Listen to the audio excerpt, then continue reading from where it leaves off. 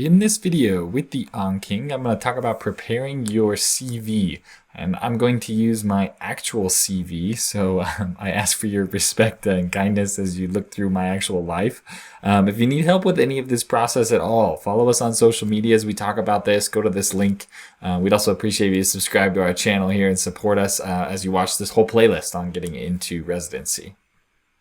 Okay, like I said, I'm using my actual resume here. I blacked out a couple things, but for the most part, everything is here. This is what I actually put together. It took me at least a week or two. It was a lot of, I would actually recommend doing this from your first year of med school if you can. If you're watching this early enough, just slowly keep track of these things. It will make your life so much easier. But the reason for doing this is to have it all in one place. You want to have this constant running list throughout medical school that you can add and change to so that you don't have to think of it all when you finally get to applying.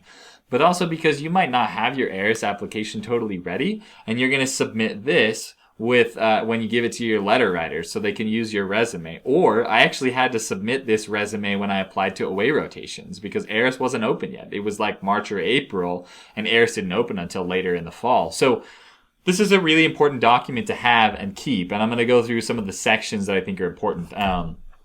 Put your contact information like you would with any resume. This is not as detailed as like a one-page resume you'd have of a job offer. This is quite long. You can see I have 7 pages down here.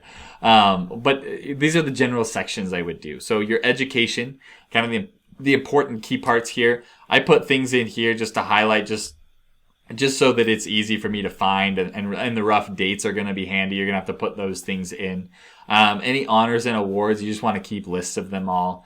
I put in employment because I felt like some of these I actually ended up putting in. So I put in the Anki stuff. Then I put in, tutoring and being a medical assistant and then even back to when I was in high school because this job played a role in me wanting to research the things that I did and being more involved in like the business side of things. So that's why I included it. Otherwise, I wouldn't put your high school job at, working at Pizza Hut or whatever it may be. But it was because it was pertinent enough that I thought it was going to be helpful.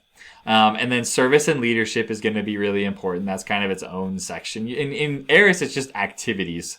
I put employment is a separate one. You're gonna get you're gonna get work, you're gonna get volunteer, and you're going to get research. Those are the 3 sections you get on ARIS. So I kind of tried to separate it in that. So here's the work, here's the volunteer, because most of the leadership ones were volunteer.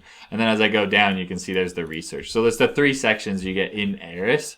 And you can see I just listed a quick thing here, my actual ARIS stuff, which you can see in the ARIS video that I'll make soon, is much more detailed than this, but this at least had the dates on it. It had like a quick summary of what was going on. I could remember that this was something I had done. And then if we go down to research, so these are all the different research projects that I've been on. I put those there, even back to undergrad. And I mentioned this in previous videos, but your undergrad research definitely can be put on your application to ARIS, which is really, really important.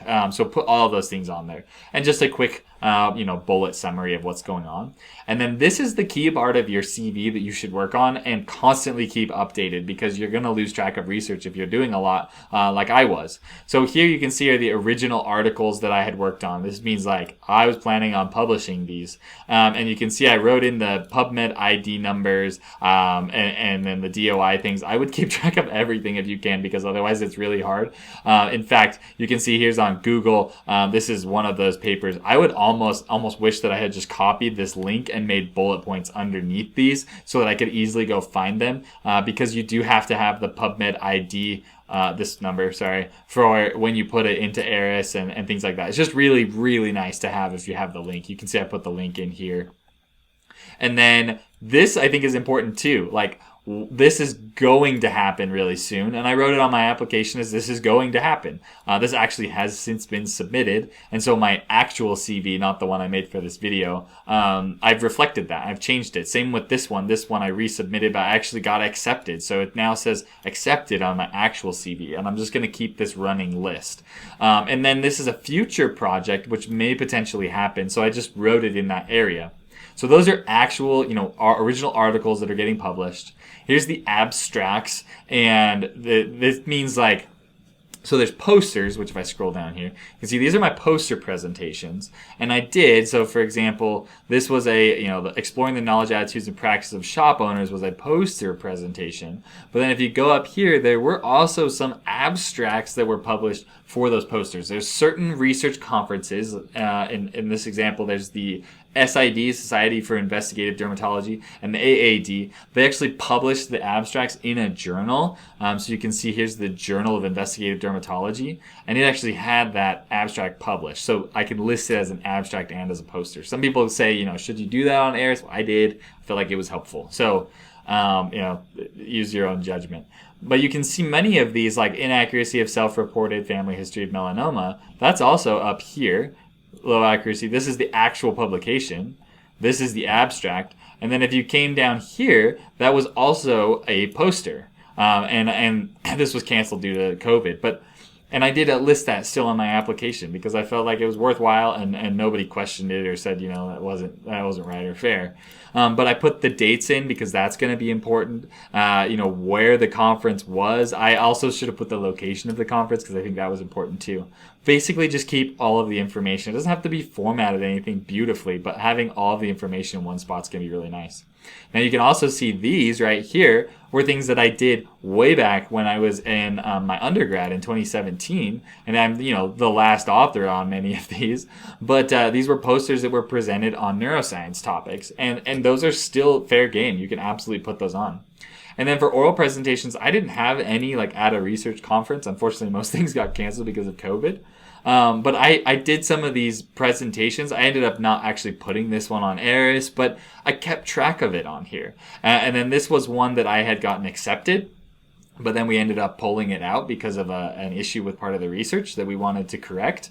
And then these were presentations that I did every year. I did an oral presentation for the entire incoming class at the University of Utah, and I listed those.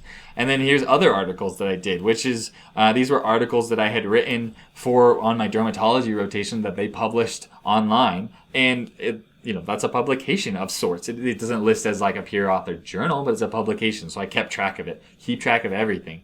And then skills and interests and hobbies. This is really important when you actually get there. So just keep notes of things. And if I'm getting anything across to you, is that this should kind of be like a workspace where you're writing things in throughout the years. You're trying to keep track of them so that when you get to the actual application, it's easy to transfer everything over and you're not thinking wait, what did I do that was a volunteer activity? Now, I will say, as we're here on the skills and interests, I got asked a ton about speaking Mandarin Chinese. There's a location on ARIS where you can actually put in what languages you speak. I served a mission for the Church of Jesus Christ of Latter-day Saints in Taiwan, and that's where I learned Mandarin. But everybody asked me about that. They thought that was interesting. A lot of people asked me about audiobooks. Nobody asked me about skiing and snowboarding, really. It came up occasionally because I'm from Utah, but that's kind of generic. But I did actually, and it looks like it's not even on here, I wrote scuba diving because my wife and I love to scuba dive. And everybody asked about that. So write hobbies and things that are interesting and make you unique. And what type of person would you want to hang out with? You can put sports on there, but also put other things. So this is that's my CV. Hopefully that's helpful to at least see how somebody has put theirs together. As you put yours together, definitely start early. Start during your first year. It might not have anything on it, but just start. And then as things go, you can list it and it will save you a lot of time in the long run. Thanks for learning with the AnKing. Be sure to subscribe to our YouTube channel here, as well as follow us on Facebook, Instagram, or Patreon. That is @AnKingMed. Also, feel free to reach out via email or check out our website, ankingmed.com, for more tips and tricks.